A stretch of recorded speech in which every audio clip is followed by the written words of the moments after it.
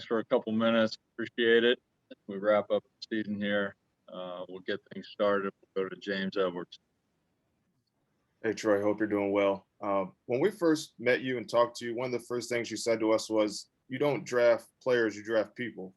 And when you look at kind of the optimism around this team this year, the competitiveness they showed, how much of that optimism is kind of rooted in the people that you guys brought in here, whether it's rookies or trades or free agents, just the makeup of those people? And that's how I guess this season played out and led to that optimism. Yeah, it's extremely important that we put in the right people in the restoring, because it's going to be hard to restore and dig ourselves out of this hole and get us back to where we want to go. And you have to look to the left and to the right and be really confident in the person next to you, that we can get this done. So getting the right people with the right mindset is everything in this restoration process. Go next to Rod Beard. Hey, Troy, I hope you're well. When you took this job, did you think that after the first year you would sort of be where you are with a load of optimism, at least from most fans and experts, about what the season looked like and what the future is going to look like?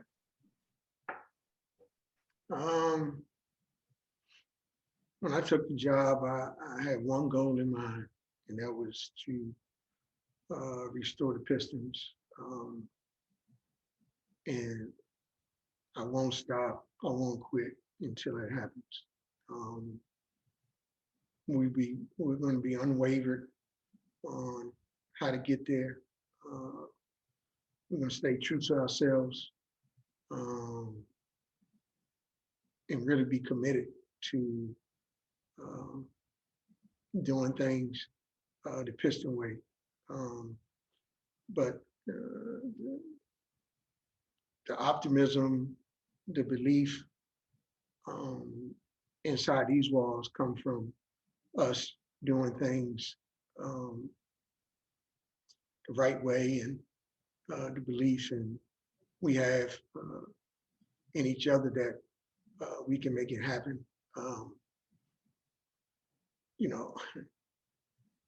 It's just, kind of weird. Not weird, a little deja vu, because I've been here.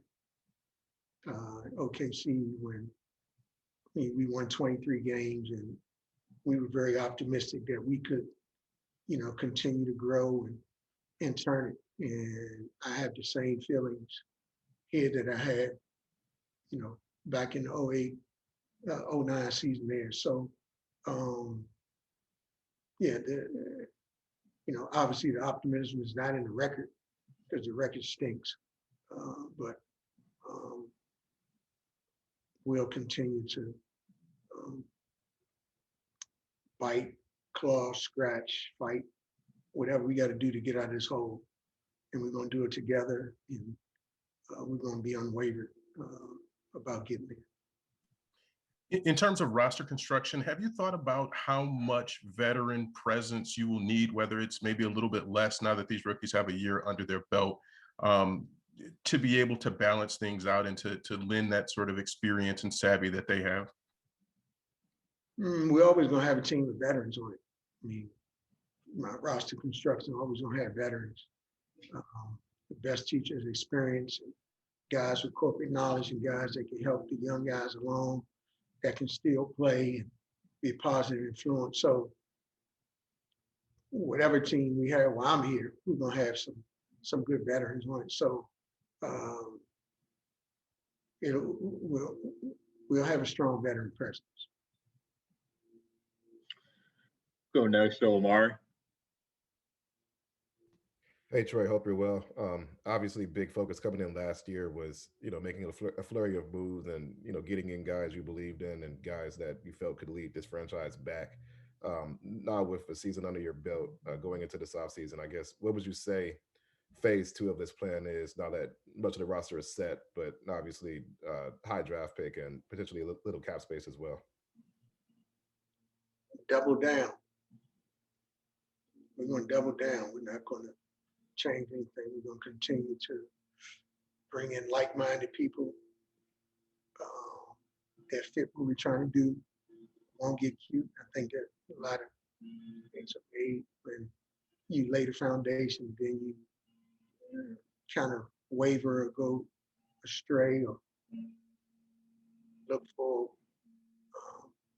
what's popular or what's cute, but we won't do that. We'll double down on our foundation, believe in what we're doing, and continue to bring in players and people that fit where we're trying to go. Next, we'll move over to Keith Langlois. Hey, Troy, I asked Dwayne this, I'll ask you the same question. If you were to talk to someone that you haven't spoken to since you took the Pistons job and they said, how's it going? What do you feel best about what you were able to accomplish in year one? What would your answer be?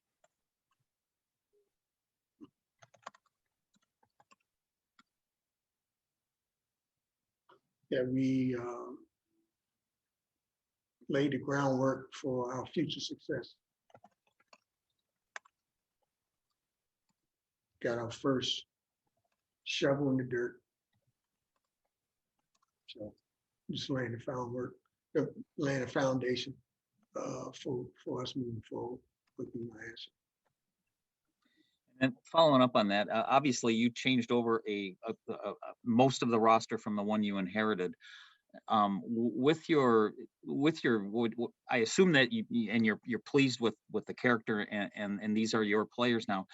Can we expect that maybe then in free agency you would be more inclined to maybe funnel most of your resources into one or two players as opposed to maybe spreading it out across a variety now?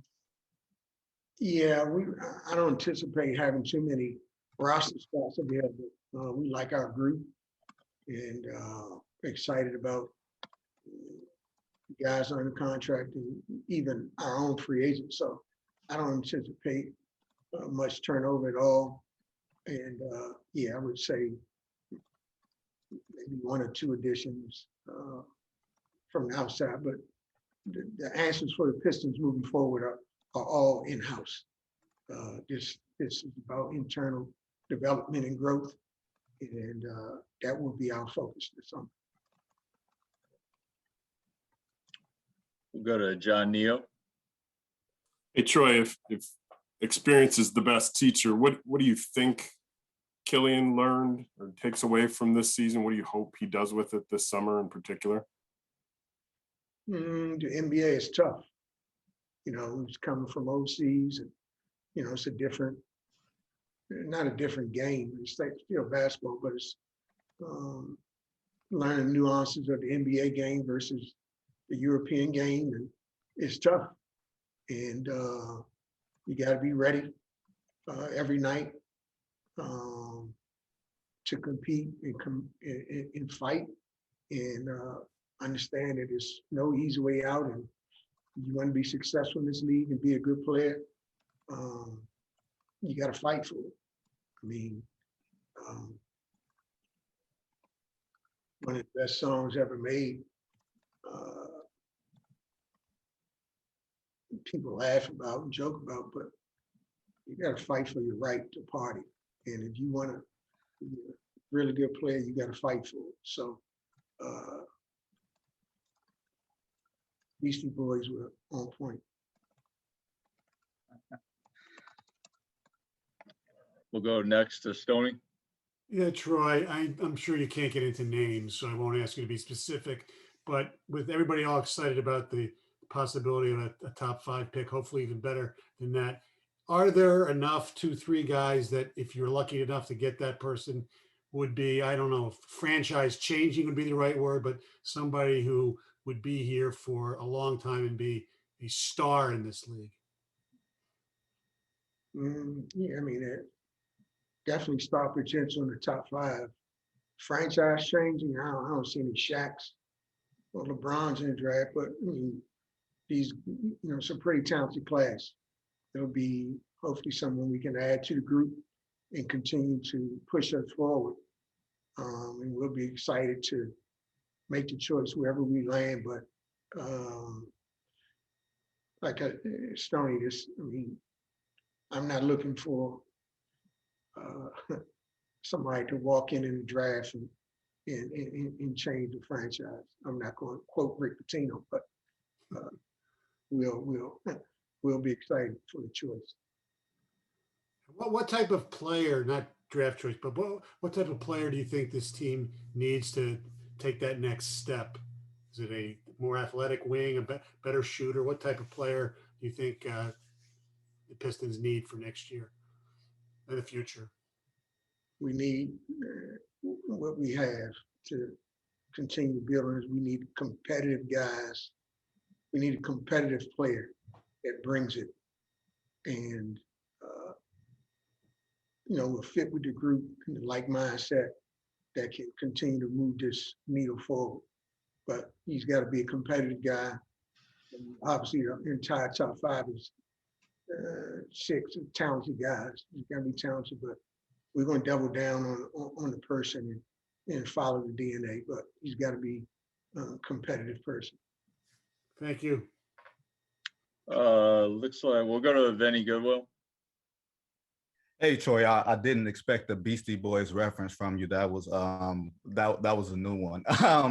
I'm curious for you, just for you personally this year. I know you were used to being out on the road in Oklahoma City doing a lot of scouting. How did you split your time this year, especially with COVID? And how comfortable are you with what you've seen as far as some of the top draft picks and maybe even guys that you can get later on? Yeah, it was a little different, but like I said last year, everybody's playing by the same rules. I was able to get out just a little doing conference tournaments, a lot of film study. But luckily, most of these guys in the top 5 only played 1 year, and I got to see some of these guys quite a bit because I have a son that's a freshman in college, and so I saw quite a bit of these guys the last 4 years on the AAU circuit. So I'm pretty familiar with them. I'm pretty comfortable with the group. But I'm like any other general manager that wasn't able to go out much, but got a pretty talented scouting group here that was able to get out some and continue to do their due diligence on the players. So like I said, wherever the chips fall, we'll be excited and ready to go. We got a couple of follow-ups here. We'll start with Omar. Hey, Troy, Diallo was a guy that you targeted right before the trade deadline. Obviously, some history going back to OKC. I guess, he really seemed like he kind of came into his own the last few weeks of the season. Just what did you see from him, and where does he kind of stand going into the offseason?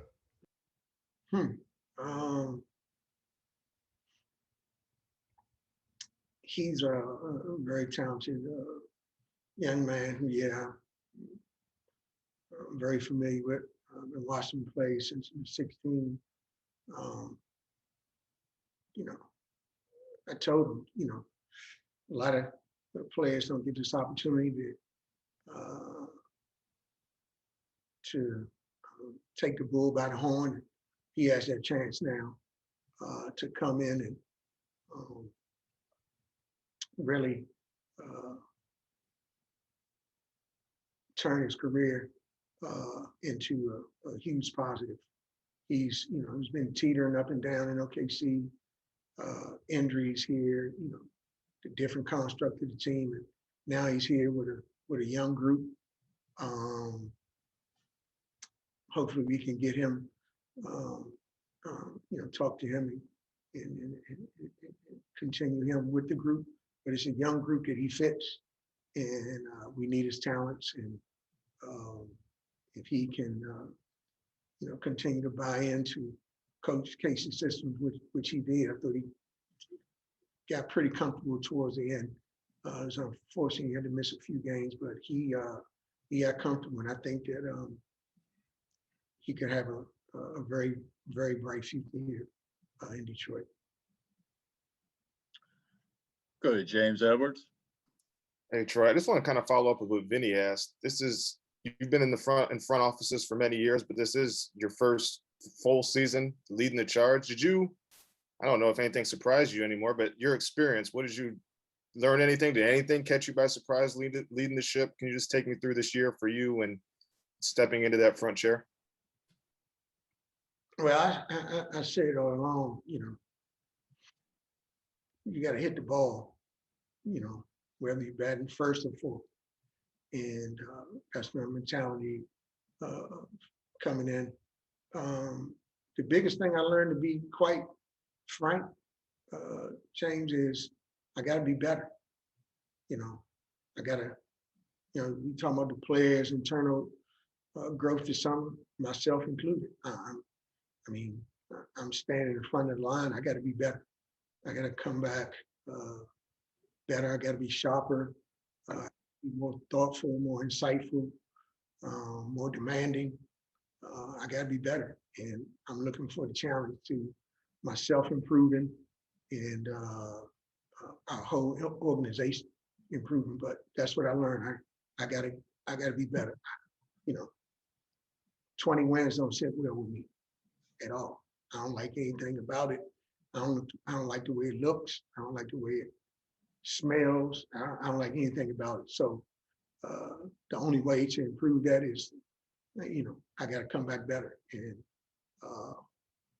I'm looking forward to coming back better. Appreciate you. John Neo's got a follow-up.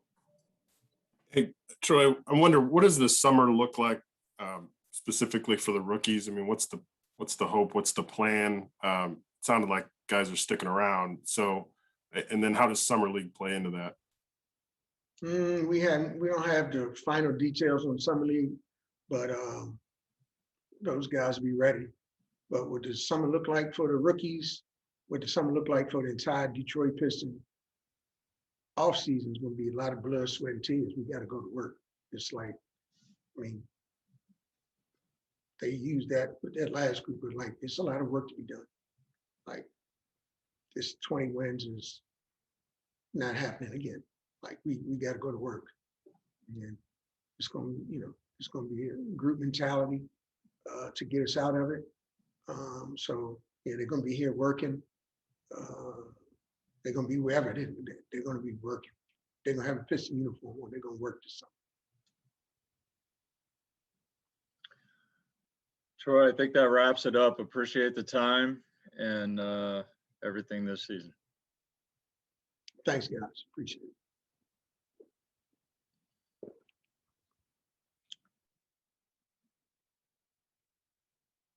That'll do it